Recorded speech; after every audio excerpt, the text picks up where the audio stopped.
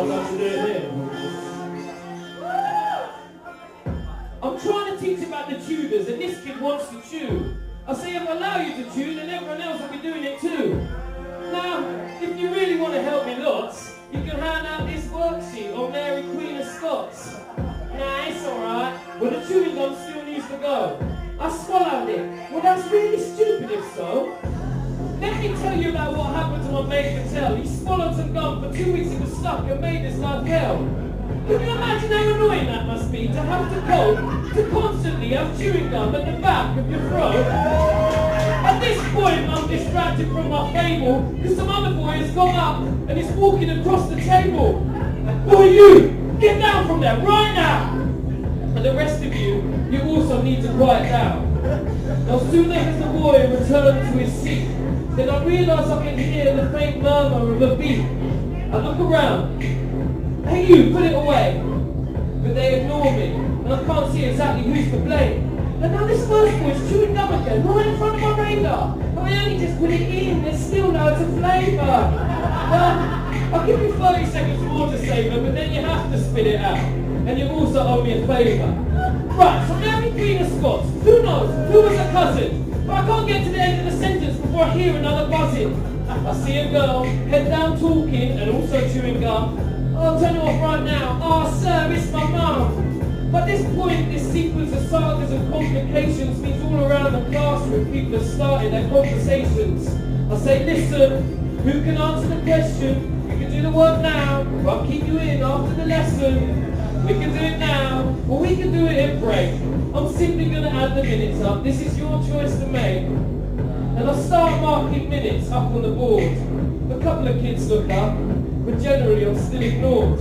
I get a little louder. I really mean it, this has got to stop. If you want any lunchtime at all, be quiet or you've lost a lot.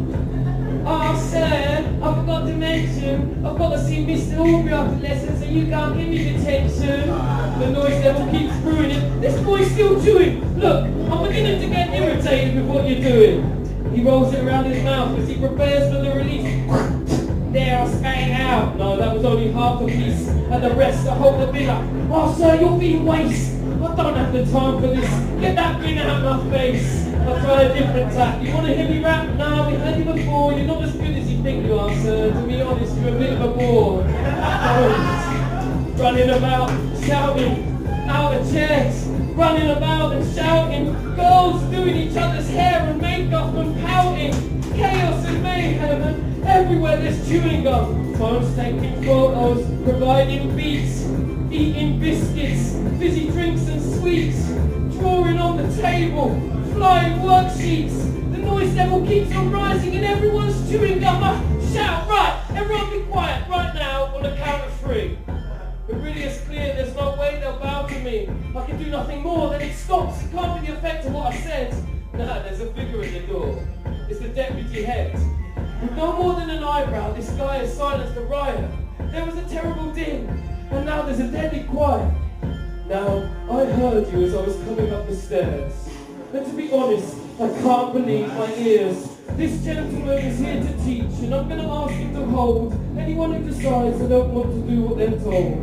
And I'm going to return at the end of the lesson. You can spend your lunchtime with me. You don't need me to remind you what fun that will be. He goes out the door, off down the corridor, and then, a moment later, it all kicks off again. So I decide I just need to survive this hell.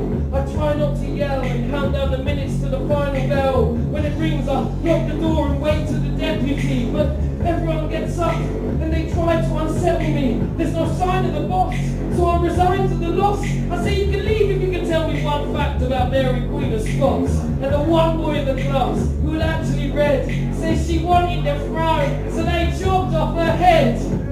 And I step aside and they push through and run. And I frown because under my shoe I feel some chewing gum. Sweet story.